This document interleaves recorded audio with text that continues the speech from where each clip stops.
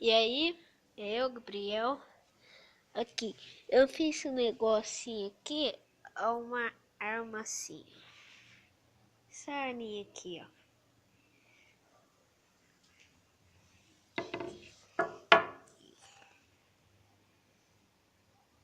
Não ficou muito bem?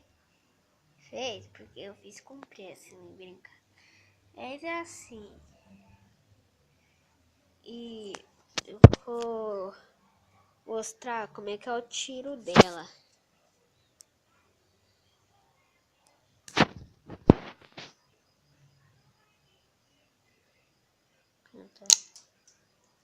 Você viu? Agora eu quero ver quem faz essa arma bem feita, bem bonita e boa de tiro.